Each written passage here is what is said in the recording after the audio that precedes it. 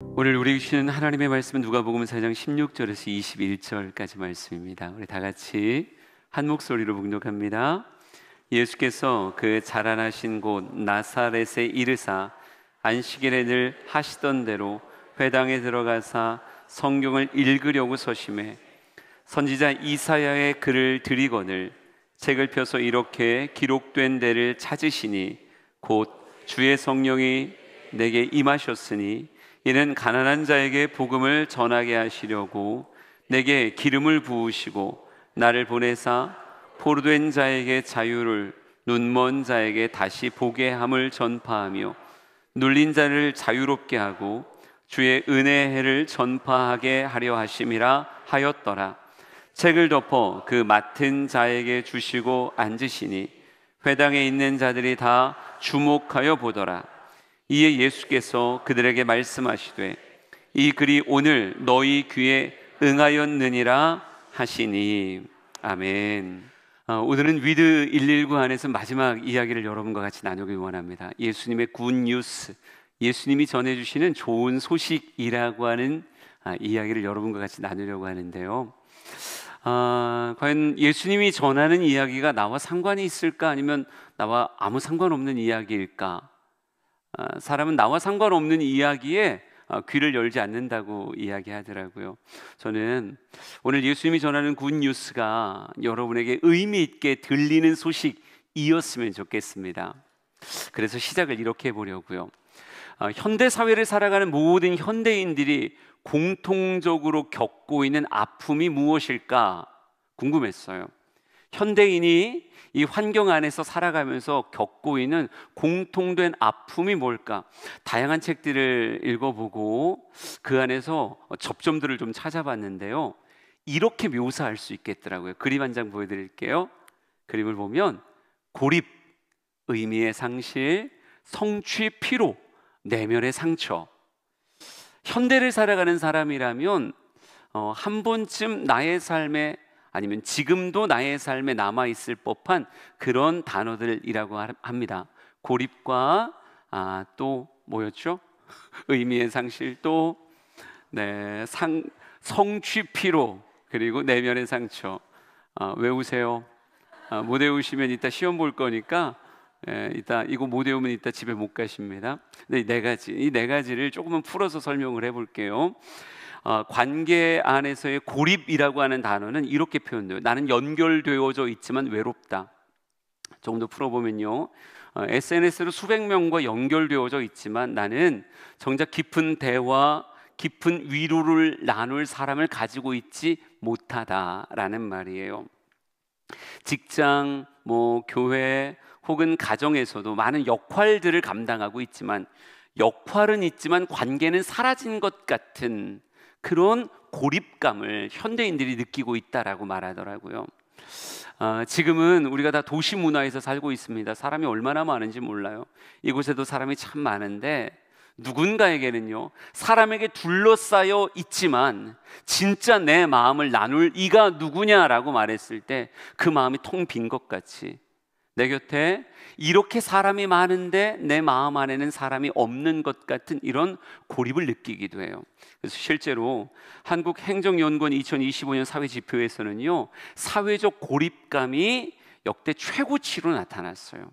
이건 늘 경신하는 것 같아요. 사회적 고립감을 느끼는 사람이 누구냐라고 말했을 때 이전보다 더 늘어나는 추세가 요즘 현대인들이 느끼고 있는 그 고립의 마음이다라고 말할 수 있어요. 두 번째가 뭐였냐면요, 의미의 상실이었습니다. 의미의 상실은 이렇게 표현되는 거예요. 왜 살아야 되는지 모르겠어 라는 이런 단어. 왜 살아야 되는지 모르겠어. 그러니까 기술과 효율의 시대를 우리가 살아가고 있어요. 그래서 참 바쁘게 우리의 일상이 돌아갑니다. 아이부터 어른까지 바쁘지 않은 사람이 단 한 명도 없어요. 뭔가 많은 것들을 해야 돼요. 그리고 이 기술이 우리를 뭔가 좀 더 효율적으로 바꾸는 것 같긴 한데, 많은 일을 하지만 가끔 문득 멈추면 이런 생각이 드는 거예요. 내가 도대체 왜 이걸 해야 되는 거지? 나는 왜 살고 있는 거지?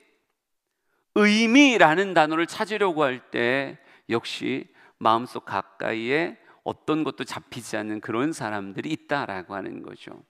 예, 현대에 참 바쁜 일상을 살아가고 있는 사람들, 내가 무엇을 위하여 어느 방향으로 가고 있는지를 아는 사람이 그렇게 많지 않다는 거예요. 세 번째가 성취피로였습니다. 약간 이 단어가 낯설 것 같은데, 성취피로는 성취를 통해서 내가 평가받음에 대한 피로감이에요. 그러니까 이렇게 되는 거예요. 내가 한 걸로 나를 증명해야 된다.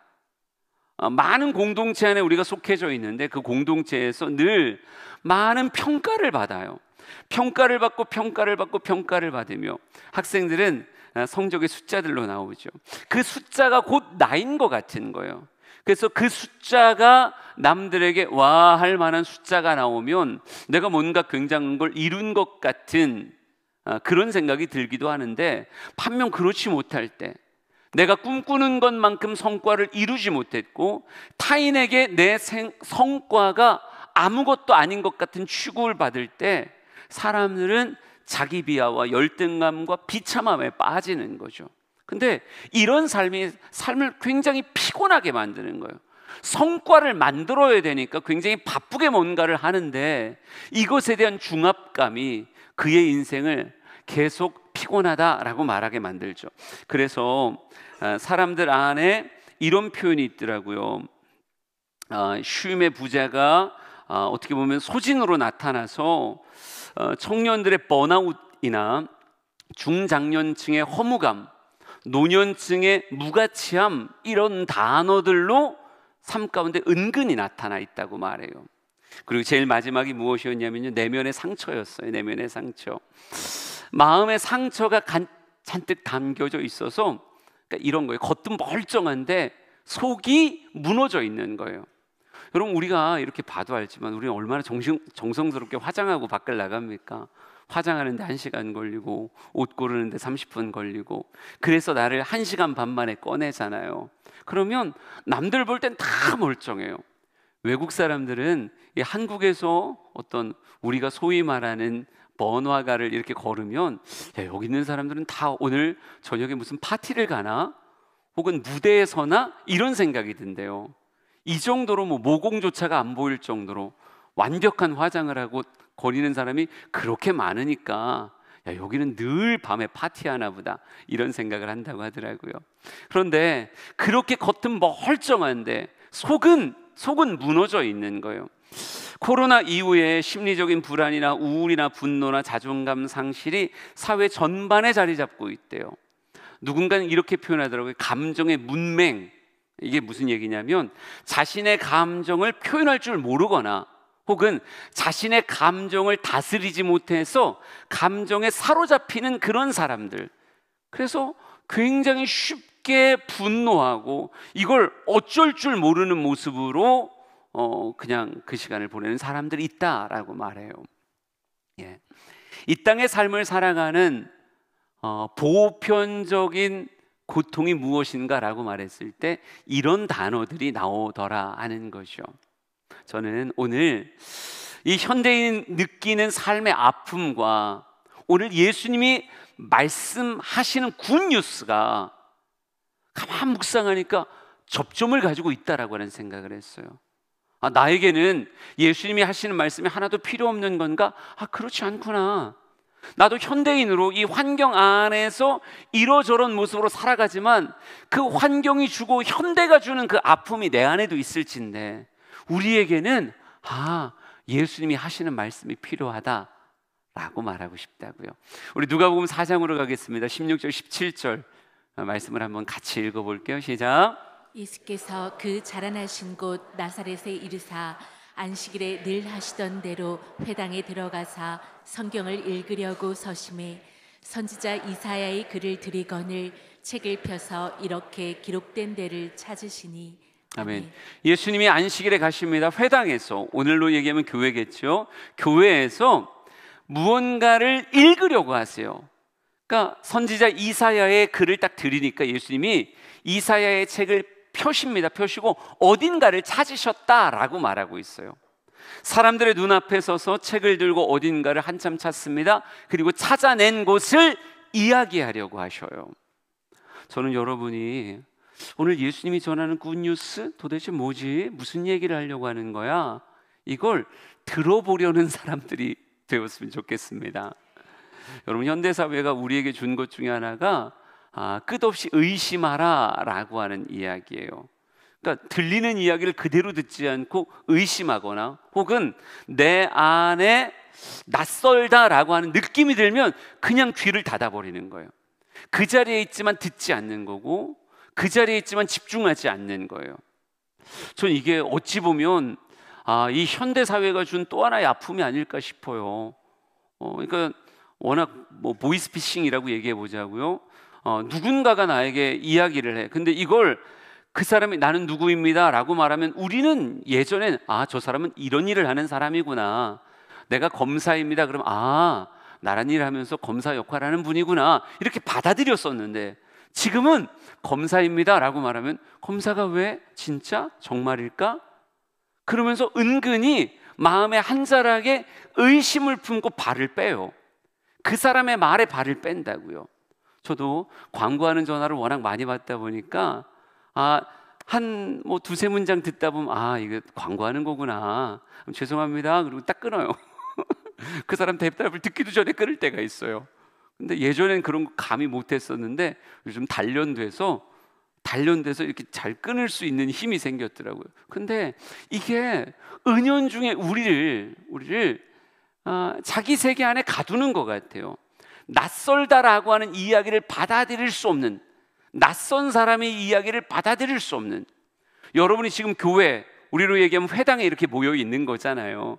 이렇게 모여 있을 때 이곳엔 누군가 이야기를 듣길 원해 오는 사람도 있는가 하면 누군가는요 그냥 온갖 이유로 오죠. 그냥 하도 와달라고 말하니까 뭔가 그냥 그렇죠, 삶에서 빚진 게 있을지도 모르고 그래서 여기 와서 앉아 있어요. 앉아 있는데 앉아 있을 뿐 더 이상 듣기를 원하지 않는 거죠. 나를 더 이상 어떤 능동적인 행동 안에 집어넣기를 원하지 않고 바라보는 듯 하지만 바라보지 않고 듣는 듯 하지만 듣지 않는, 그냥 자기 세계에서 조금 더 벗어나지 않으려고 하는 사람들이 있단 말이에요. 여러분, 왜 사족같이 이런 얘기를 붙이느냐? 여러분이 듣지 않으면 아무리 굿뉴스라고 해도 아무 소용이 없어요.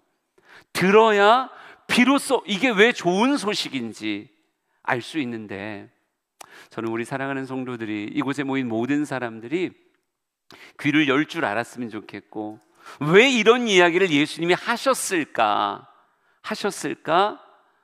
마음의 궁금증을 가지고 이야기를 들어봤으면 좋겠습니다.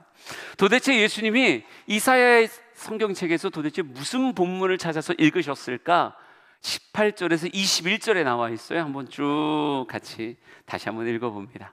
준비 시작. 주의 성령이 내게 임하셨으니 이는 가난한 자에게 복음을 전하게 하시려고 내게 기름을 부으시고 나를 보내사 포로된 자에게 자유를, 눈먼 자에게 다시 보게 함을 전파하며 눌린 자를 자유롭게 하고 주의 은혜의 해를 전파하게 하려 하심이라 하였더라. 아멘. 책을 덮어 그 맡은 자에게 주시고 앉으시니 회당에 있는 자들이 다 주목하여 보더라. 이에 예수께서 그들에게 말씀하시되 이 글이 오늘 너희 귀에 응하였느니라 하시니. 아멘. 주의 성령이 내게 임하셨으니 이는 가난한 자에게 복음을 전하게 하시려고 내게 기름을 부으사 나를 보내셨다라고 말하며 그 뒤로 문장을 이렇게 표현하셨어요. 첫째, 포로된 자에게 자유를. 두 번째, 눈먼 자에게 다시 보게 함을 전파하며. 세 번째, 눌린 자를 자유롭게 하고. 네 번째, 주의 은혜의 해를 전파하게 하려 하심이라.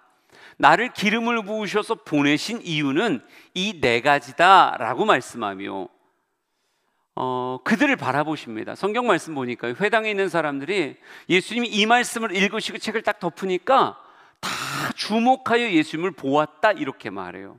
그때 예수님이 이렇게 마무리하십니다. 그들을 바라보시며 이 글이 오늘 너희 귀에 응하였느니라 이렇게 말씀하세요. 예수님의 시대에도 구약 성경은 이미 완성되어져 있었기 때문에 이사야의 글 있었어요. 과거의 글이죠. 그때의 글이에요. 그런데 예수님은 그때의 글로 끝난 게 아니라 오늘 이 글이 오늘 너희에게 응하였다라고 말하며 그 글의 이야기가 지금 너희들에게 주어진 좋은 소식이다라고 말하고 있어요. 복음이라고 말하거든요. 저는 예수님이 말씀하셨던 네 가지가 현대인으로 살아가는 오늘의 우리에게 분명히 의미가 있지 않을까. 예수님이 이렇게 말씀하셨거든요. 포로된 자에게 자유를, 눈먼 자에게 다시 보게 함을, 눌린 자를 자유롭게 하고 주의 은혜의 해를 전파하게 하려 하십니다. 이 네 가지를 이야기하셨는데 여러분 시험 볼 거니까 보세요. 아까 그림 다시 보여드릴게요. 짜잔, 이거 기억하세요? 고립, 의미의 상실, 성취, 피로, 내면의 상처. 이 네 가지와 예수님 말씀하시는 네 가지가 이게 연결될 수 있겠다라고 하는 묵상을 했었어요. 여러분, 고립, 의미의 상실, 성취, 피로, 내면의 상처.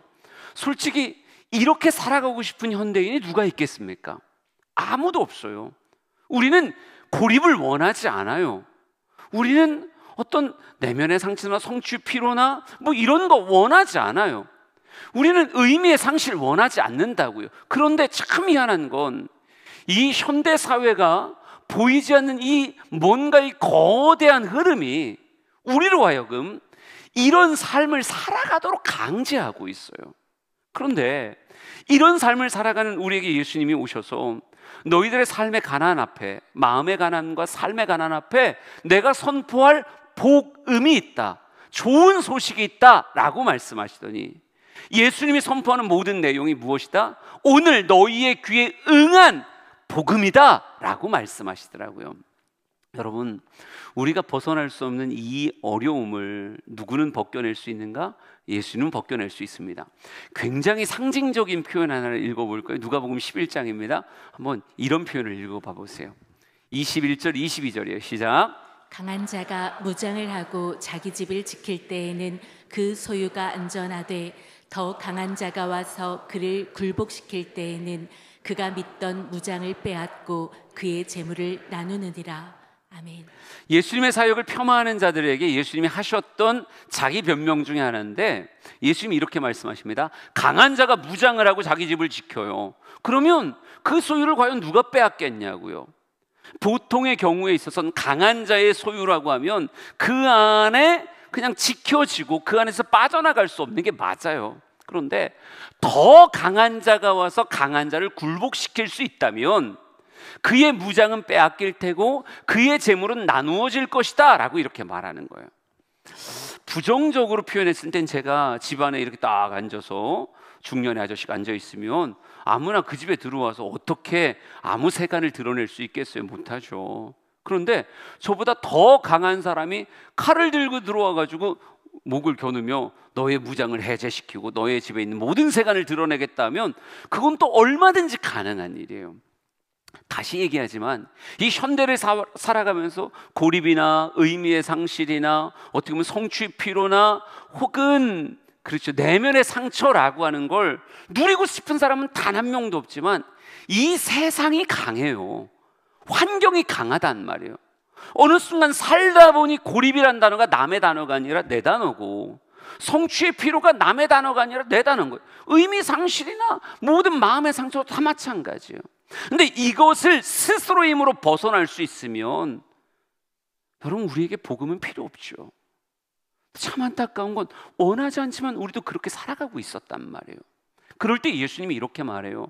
그 강한 자를 제압할 더 강한 자가 있어야 그가 삶으로 자랑하던 그의 무장이 다 해제될 것이고 그 안에 갇혔던 사람들이 다 자유롭게 될 것이다 라고 말하며 더 강한 자, 강한 자를 제압하기 위해 온 더 강한 자가 나다라고 누가복음 11장에 이야기해요.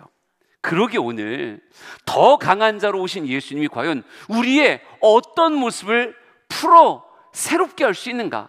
그분이 말씀하시는 새로운 시대는 과연 어떤 모습인가? 같이 짧게 이야기를 나눠보자고요. 여기까지가 도입이고 지금부터 짧은 얘기예요. 와우! 짧은 이야기. 그럼 다시 하나하나 도전해 보자고요. 첫 번째 뭐라고요? 고립.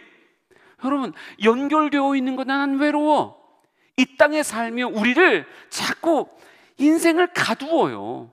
그러니까 이렇게 살고 싶어서 사는 게 아니라 어느 순간 고립되어서 인생을 산다고요.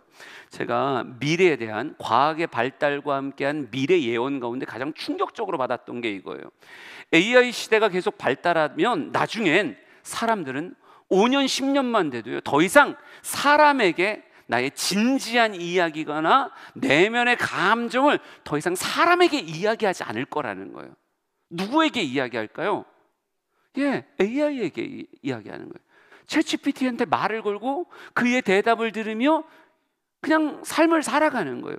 여러분, 효율을 강조하는 세계에서 자신의 내면의 이야기를 누군가에게 또 다른 대상에게 꺼내놓으려면 뭐가 있어야 돼요? 만남의 장소가 있어야 되고, 일방적으로 말할 수 없잖아요. 내 이야기를 하려면 그의 이야기를 들어줘야 돼요. 가운데 치킨도 한 마리 있어야 되고요, 음료수도 하나 있어야 돼요. 이런 되게 다양한 요소들이 채워져서 두세 시간이 지나가야 비로소 내가 진짜 하고 싶었던 내 이야기를 꺼내놓을 수 있단 말이에요. 그런데 AI는 언제든지 준비되어져 있어요. 내 이야기를 하면 내 이야기에 대해서 내가 설정한 놓은 대로 아주 공손하고 겸손한 태도로 내 이야기를 듣고 가장 보편적인 해답을 나에게 줘요. 정말 공감하며 남편에게 한 번도 받지 못했던 공감을, 아내에게 한 번도 듣지 못했던 격려를 아주 따뜻한 어조로 나에게 이야기해 준단 말이에요. 여러분, 멀지 않았어요. 사람이 사람과 대화하지 않는, 우린 어떤 대화만 하는 거예요? 언제가? 밥 먹었어? 밥 먹어? 자, 빨리 자. 이런 이야기들만 하고, 그 사람 안에 있는 속 깊은 이야기를 사람에게 말하지 않는 시대가 올 것이다, 그럴 거다라고 이야기한다고요. 안 그래도 사회적 무리 안에서의 고립감을 느끼고 있는 사람을 점점 사람이 아닌 또 다른 대상하고만 소통하도록 이렇게 만드는 사회. 여러분, 예수님은요, 우리에게 오셨더니 포로된 자를 자유롭게 하겠다, 이렇게 말씀하세요. 인생에 갇혀서 더 이상 소통이 없는, 감옥이라는 게, 포로라는 게 그런 거잖아요. 감옥에 갇히면 그 순간 내 삶의 모든 관계가 다 단절돼 버리는 거잖아요. 그 안에, 감옥 안에 넣어준 동기들하고만 대화할 수 있게 가두어 놓은 게 포로의 삶이고 감옥의 삶인데, 주님은 우리에게 이렇게 약속하세요. 내가 여는 새 시대는 너의 모든 포로됨에서 풀려나는 시대가 될 것이다. 너의 삶의 관계가 묶이는 게 아니라 풀어지게 될 것이다.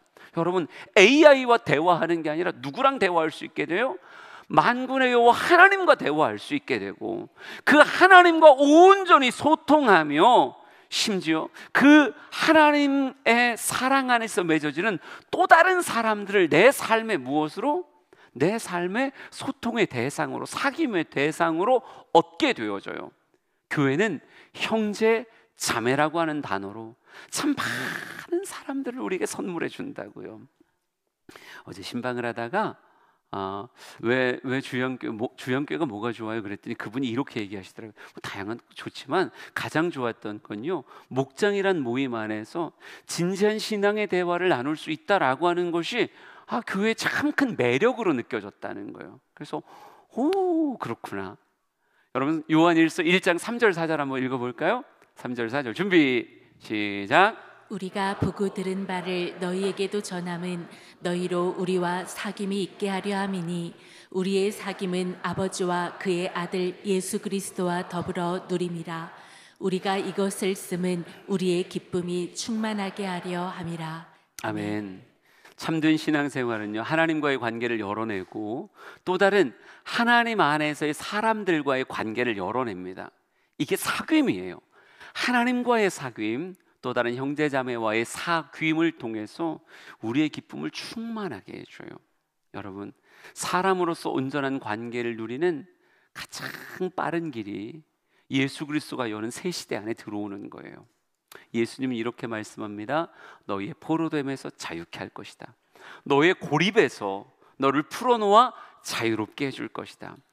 교회 안에는요, 하나님과의 깊은 만남이 담겨 있고 또 다른 성도들과의 아주 깊은 기쁨의 사귐이 그 안에 있어요. 예수님이 여시는 새 시대의 첫 번째 특징입니다. 두 번째는 무엇이었어요? 의미의 상실이었죠. 의미의 상실, 예수님이 어떻게 바꾸실까? 성경에 보니까 이렇게 써 있습니다. 눈먼 자를 다시 보게 한다. 여러분, 의미가 상실됐다라고 하는 걸 이렇게 표현해 볼까요? 길을 잃었다, 혹은 나는 지금 여기가 어딘지 잘 모르겠다. 이게 의미의 상실 아닐까요? 참 많은 사람들이 이 세상의 어두움에 갇혀서 앞을 보지 못한 채 인생을 살아가요. 어디로 가야 될지 몰라서 이리저리 방황한다고요. 돌부리를 채고 넘어지기도 하고 구덩이에 빠지기도 하면서 난 도대체 어디로 가야 되는 거야? 난 지금 무엇을 해야 되는 거야? 라고 하는 혼돈의 삶을 살아가요. 그런데 여러분, 예수님이 이렇게 말합니다. 보지 못하던 자가 보게 될 것이다. 되게 추상적으로 보는 거지만 인생의 캄캄함 앞에 서 있던 사람이 예수님과 교제하며 그분의 말씀 앞으로 나아올 때 무엇 될 거예요? 눈이 환해지는 것 같이 보는 인생을 살게 될 거예요. 마가복음 8장에 나오는 하나의 사건을 여러분에게 보여드립니다. 23절에서 25절 한번 읽어보세요. 시작. 예수께서 맹인의 손을 붙잡으시고 마을 밖으로 데리고 나가사 눈에 침을 뱉으시며 그에게 안수하시고 무엇이 보이느냐 물으시니 쳐다보며 이르되 사람들이 보이나이다. 나무 같은 것들이 걸어가는 것을 보나이다 하거늘 이에 그 눈에 다시 안수하심에 그가 주목하여 보더니 나아서 모든 것을 밝히 보는지라. 아멘. 아멘. 의미를 담아서 한번 생각해 보세요. 아무것도 보이지 않았던 맹인이에요. 아무것도 보이지 않으니 어디로 가야 될지도 모르겠고 무엇을 해야 될지도 몰랐던 사람인데 그가 예수의 손을 붙잡기 시작하자 예수님이 이끄는 대로 그의 온기를 느끼며 걷기 시작하자요, 예수님의 손이 닿을 때 그의 정말 새까맸던 암흑이 거쳐가기 시작하며 보이지 않던 자가 보기 시작하더라고요. 아, 나무 같은 것들이 걸어가는 것을 보나이다. 처음에 희미하게 보여요. 다시 한번 안수해 주실 때 이렇게 써 있습니다. 그가 주목하여 보더니 나아서 모든 것을 밝히 보는지라. 여러분, 성경은 우리의 삶의 기준이 되어줍니다. 왜 살아야 되는지 모르는 사람에게 왜 살아야 되는지를 알려주고 어떻게 살아야 되는지를 모르는 사람에게 어떻게 살아야 되는지를 알려줘요. 우리의 삶이 결국 어디로 가는지에 대한 목적지를 성경은 우리에게 알려줍니다. 그래서 성경을 캐논, 기준이라고 이야기를 해요. 저는 예수 믿으면서 그 누구보다도 많이 성경을 접하고 성경을 말하고 성경 안에 내 인생을 해석하면서 정말 이곳에 답이 있구나 좀 확신해요. 많은 성도들의 삶을 보면서도 마찬가지예요. 세상에 떠드는 수많은 방송과 수많은 책들 안에 삶의 해답이 있는 게 아니라 성경 안에 있구나. 성경 안에서 보이지 않던 것들이 보이기 시작하고 흐렸던 것들이 선명해지기 시작해요. 여러분, 언제 우리의 가슴이 뜨거워지는 줄 아십니까? 뭘 해야 되는지 알 때 뜨거워지는 거예요. 가끔 이런 예를 드는데 여러분, 똑같이 생긴 배 두 척이 있다고 치자고요. 똑같이 생긴 배. 그런데 하나는 목적지를 알아요. 항해의 목적지를 알아요. 근데 하나는 그 목적지가 없어요. 그러면 목적지가 없는 배를 탄 그 선원들이 여러분, 바람과 싸울 일이 있겠어요? 그럴 리가 없죠. 목적지가 없는 사람인데 바람과 왜 싸우겠어요? 여러분, 노를 꺼내 저을 일이 있겠습니까? 파도랑 싸울 일이 있겠어요? 그럴 일이 없어요. 그냥 떠다니면 되는 거예요. 그냥 떠다니면 되는 거예요. 그런데 항해 목적지를 가진 배만이 때로는 바람이 거스르면 돛을 덮고 무엇을 꺼내는 거예요? 노를 꺼내서 그 바람과 파도와 싸우는 거예요. 여러분, 가슴 뜨거운 인생이 누구냐? 무엇을 해야 될지, 어디로 가야 될지, 내가 오늘의 이 삶을 왜 살아야 되는지 아는 사람이 가슴 뜨겁게 오늘 하루를 살 수 있는 거예요. 주님은 우리에게 약속합니다. 내가 여는 새로운 세대는 의미를 상실한 시대가 아니라 보지 못하는 사람이 보는 것 같은, 어떻게 보면 삶의 길이 열리는 시대가 내가 여는 세대다라고 말씀하셔요. 세 번째 무엇이었을까요? 네, 그 피로감, 성취 피로라고 하는 단어가 우리를 괴롭혀요. 성취 피로의 삶을 살아가는 우리에게 예수님이 이렇게 말씀하십니다. 내가 눌린 자를 자유롭게 하겠다. 눌린 자를 자유롭게 하겠다. 여러분, 성과 중심의 사회가 인생을 얼마나 무겁게 만드냐고요. 100점 맞고 싶지 않은 사람이 세상에 어디 있어요. 그런데 성적을 매겨보면 67점이에요. 그 숫자가 주는 삶의 압박감이 있다고요. 많은 사람들이 이 땅의 삶을 눌려서 그의 성과로 같이 매겨지고 성과로 대접을 받아요. 그러니 늘 무언가에 쫓긴 것 같고 그 숫자에 얽매여서 퀭한 눈으로 인생을 살아가는 거예요. 그런데 제가 성경 보면서 너무 감사한 건요, 이 사회적 눌림에서 예수님이 진짜 자유하게 하시는구나 싶은 게, 예수님은요 성과로 사람을 대하는 게 아니라 존재로 사람을 대해 주세요. 여러분, 한 사람 한 사람이 성과로 대접받는 곳, 그곳이 교회가 아니에요. 그냥 존재 자체로 대접받는 곳이 교회입니다. 여러분, 교회 올 때 설마 1층에서 여러분의 외모를 평가받고 재산의 정도를 평가받고 타고 온 차를 평가받아서 지금 2층까지 올라오셨나요? 그럴 리가 없어요. 그럴 리가 없어요. 교회는 그냥 여러분에게 누구든지 오세요, 얼마든지 오세요 라고 말하는 곳이 교회입니다. 이 표현을 볼게요. 누가복음 15장 20절, 좋아하는 표현이에요. 같이 누가복음 15장 시작. 이에 일어나서 아버지께로 돌아가니라. 아직도 거리가 먼데 아버지가 그를 보고 측은히 여겨 달려가 목을 안고 입을 맞추니. 아멘. 탕자 이야기가 배경입니다. 탕자가 타국 나갔어요. 돈 잔뜩 가지고 나갔을 때는 누가 있었어요? 곁에서 같이 술 마셔주는 사람이 있었고 그 곁에서 박수 쳐주는 여인들도 있었어요. 사장님 나이스 샷 막 이런 얘기도 해주고, 얼마나 세상이 호감 있게 그를 대했는지 몰라요. 근데 가진 모든 것이 다 탕진되든 낭비하며 다 써버렸어요. 다 써버리고 나니까 타국에서 탕자가 경험했던 건요, 돼지보다 못한 취급이었어요. 돼지는 먹어도 돼, 근데 너는 먹으면 안 돼, 뭐 이러는 비인격적인 대접을 받았었죠. 그런 탕자가 너무 배가 고파서 자기의 어떻게 보면 본향이었던 고향을 떠올리고 아버지에게로 가야 되겠다. 정말 거짓골이 돼서 돌아오는 거예요.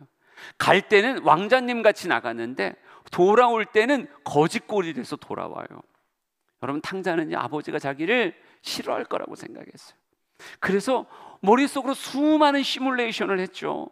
세상에서 배운 그대로 내가 딱 가면 우선 딱 무릎을 꿇고 아버지에게 이렇게 말해야지. 아버지, 저는 아버지 아들이라 일컬음을 감당할 수가 없으니까, 저는 그 정도의 성과를 낸 사람이 아니니까 그냥 품꾼의 하나 정도로 봐주세요. 그냥 일만 좀 시켜주시고 배나 골지 않게 좀 해주세요. 이렇게 해야지. 막 시뮬레이션 하면서 왔어요. 쭈뼛거리며 올 때 그의 모습을 누가 봤어요? 아버지가 딱 봤다고요. 아, 거짓골이 된 탕자가 오는구나. 딱 보자마자 누가 뛰어요? 아버지가 뛰어요. 아버지가 막 다가올 때 탕자가 얼마나 쫄았을까요? 나 이제 죽었다 막 이런 생각이겠죠. 와서 때리려나? 그러던데 성경 말씀 보니까요, 달려가 목을 안고 입을 맞추었다. 잘 왔다고 얘기해 주더라고요. 너무너무 잘 왔다. 그러면서 죽었던 내 아들이 살아 돌아왔다.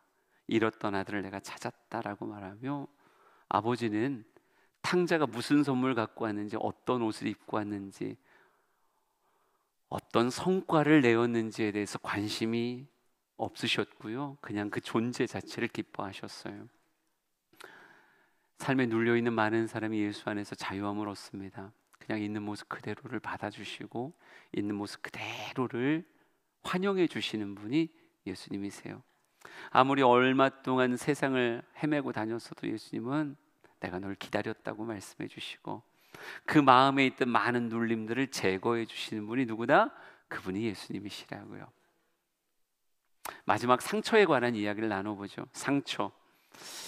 인생을 살아오고 나면 추억이 남아야 되는데 상처가 남아요. 삶을 돌아볼 때 추억은 흐리고 상처는 너무 선명해서 이게 지워지지 않듯 인생에 새겨져 있어요. 그래서 어떤 비슷한 일이 딱 벌어지면 어느 순간 그 상처가 내 안에서 다시 고개를 쭉 내밀면서 너는 그런 사람이야, 넌 그랬던 사람이야 라고 말하며 우리의 삶을 압박해 들어온다고요. 여러분, 마음의 상처를 가진 사람이 얼마나 많은지. 세상에서는 이 상처를 다루기 위해서 수많은 의사들을, 수많은 약들을 만들어내죠. 세상에서는 어떤 의사를 찾아가야 되는지도 참 어렵고 어떤 약을 먹어야 되는지도 참 어려운 것 같아요. 그런데 이런 다양한 상처, 백인 백색이 가진 그 어마어마한 다양성의 상처에 대해서 여러분, 예수님은 딱 한 단어로 그냥 해결하세요. 뭘까요? 은혜라는 단어예요. 상처를 그냥 은혜로 덮어버려요. 여러분, 제가 목회한 지 26년이에요. 진짜 오래 목회했죠. 참 목회하면서 겪었던 수많은 사람들이 있습니다. 여러분, 지금 다 멀쩡해 보여서 그렇지 가까이서 삶을 나눠보면 그들 안에 상처 없는 사람이 없어요. 근데 그 상처에 대해서 맞춤의 약을 찾아간다? 얼마나 피곤하겠어요, 목회가. 그런데 이게 어떻게 보면 만병통치약 같더라고요. 병은 만 가지인데 약은 하나예요. 무엇이 약입니까? 예수 그리스도께서 부으시는 놀라운 은혜가, 십자가의 그 사랑과 은혜가 인간의 그 수많은 상처를 한순간에 덮어버려요. 은혜는 쓰나미 같더라고요. 인간이 세운 구조물을 우습게 여겨요. 인간이 파놓은 구덩이를 우습게 여겨요. 그냥 한순간에 다 쓸어버려요. 은혜가 덮으면 상처가 지워져요. 상처가 극복된다니까요. 여러분, 누군가가 저는 옛날에 이런 일들이 있었어요, 말도 안 시켰는데 그 상처를 꺼내고 이야기를 해요. 여러분, 꺼낼 수 있으면 이미 치유된 거예요. 남들에게 이야기할 수 있으면 이미 그곳에서 자유함을 얻은 거예요. 근데 교회 안엔 그런 사람이 너무 많아요. 저는 마음의 상처를 이길 수 있는 건 세상의 약이 아니라, 어떤 우울증에 복용하는 약이나 뭐 이런 게 아니라 진짜 주님의 은혜라고 믿고 확신해요. 수많은 임상 실험을 통해서 이미 검증된 이야기예요. 은혜가 상처를 덮는구나, 은혜가 상처를 이기는구나.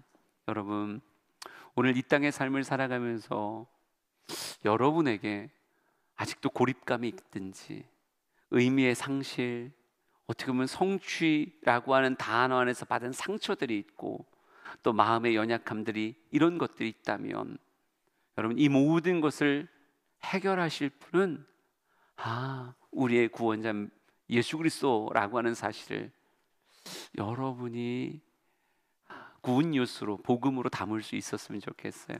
마지막 성경 구절 보여드릴게요. 4장 20절 21절이에요. 한번 읽어볼까요?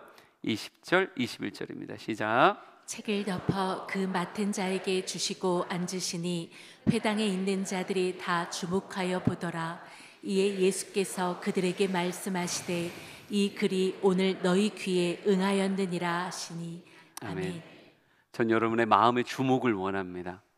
지금 전해진 모든 이야기가 나와 상관없는 이야기가 아니라, 많은 사람들이 경계하면서 설교를 들어요.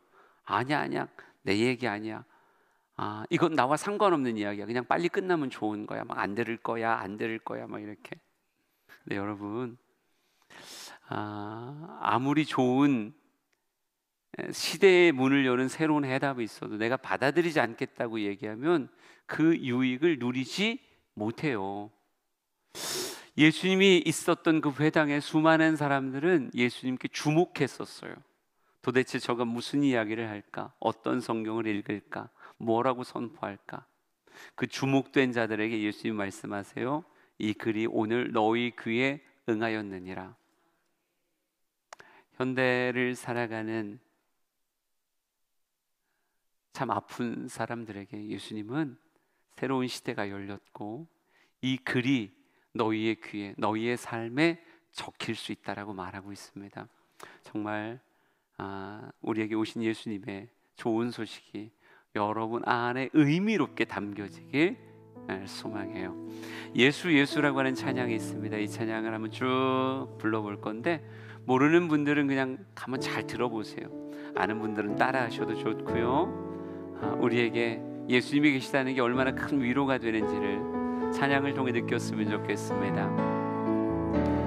슬픈 마음이 있는 자 몸과 영혼 병든 자 누구든지 들으시오. 예수 이름 부르시오.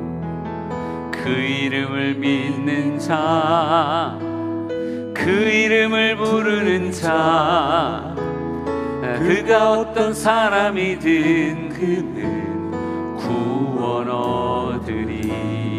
예수 예수 예수 예수. 오 능력의 그 이름 예수 나 외쳐 부르네. 예수 예수.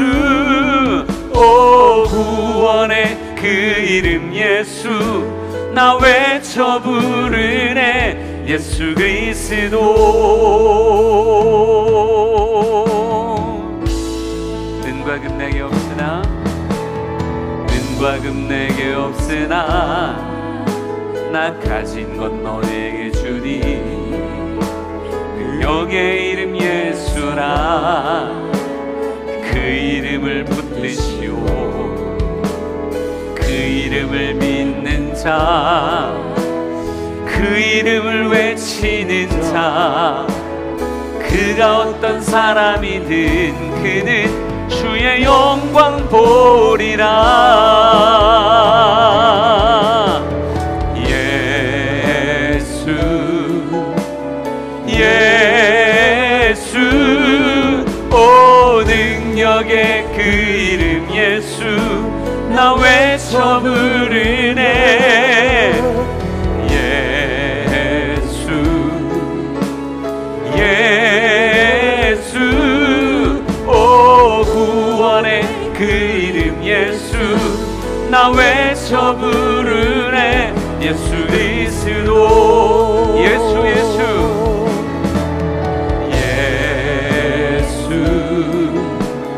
예수.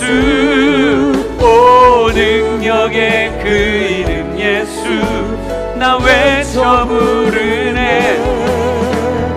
예수 예수. 오 구원의 그 이름 예수 나 외쳐 부르네. 예수 그리스도. 우리 마지막으로 한 번만 더 부릅시다. 예수 예수 예수 예수. 오 능력의 그 이름 예수 나 외쳐 부르네. 예수 예수.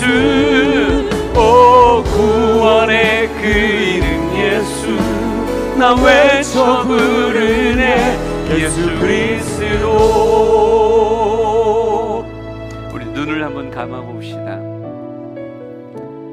어느 생각 우리의 삶에 고립이 찾아오고 어느 순간 의미의 상실이 찾아오고 성취라는 단어 안에서 피로감을 느끼고 해결되지 않는 내면의 상처를 가진 자가 혹 이곳에 있지 않습니까? 여러분, 내가 벗어날 수 없는 이 강한 것들을 제압할 더 강한 자가 우리의 인생에 오셔야 됩니다. 그분은 포로된 자를 자유케 하실 거예요. 정말 눈먼 자를 보게 하실 거고요, 눌린 자에게 자유를, 그리고 주의 은혜의 해를 우리에게 선포해 주실 거라고요. 이 말씀을 누릴 수 있는 여러분의 인생 되길 진심으로 소망합니다. 우리 기도하며 정직한 모습으로 주님 앞에 내 마음을 꺼내봅시다. 기도합니다. 하나님,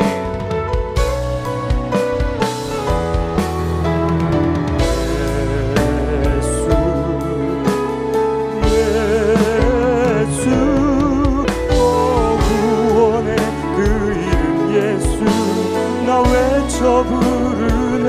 예수 그리스도.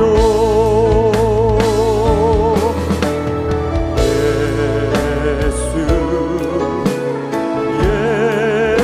예수. 오 능력의 그 이름 예수 나 외쳐 부르네. 예수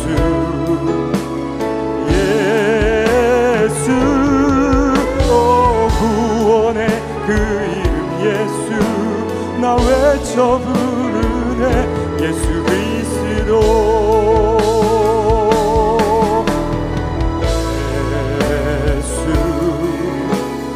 예수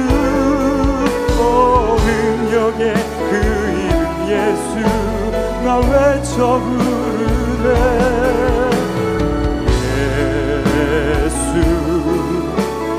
예수 구원의 그 이름 예수 나 외쳐 부르네 예수 그리스도 예수의 이름을 내가 얼마나 온전히 누리고 있는가 돌아보게 하옵소서. 또한 예수의 이름이 낯선 자라면 예수의 그 이름에 어떤 소망이 있는지 알려고 하고 그 이름을 내 삶에 받아들이려고 하는 모습이 있게 하옵소서. 하나님, 예수님 안에서 은혜의 새 시대가 열리는 것을 분명히 알고 있습니다. 기독교 역사와 함께 얼마나 많은 사람이 예수 안에서 자유함을 누리고 살아갔는지요. 오늘 이곳에 오늘의 삶을 살아가며 힘겨워하는 사람이 있었다면 수고하고 무거운 짐진 자들아 다 내게로 오라 내가 너희를 편히 쉬게 하겠다고 약속하시는 주님의 날개 그늘로 다가오는 한 사람 한 사람이 되게 하옵소서. 하나님, 그들의 마음 두드려 주시고 정말 교회 안에, 예배 안에, 예수님 안에 들어오게 하옵소서.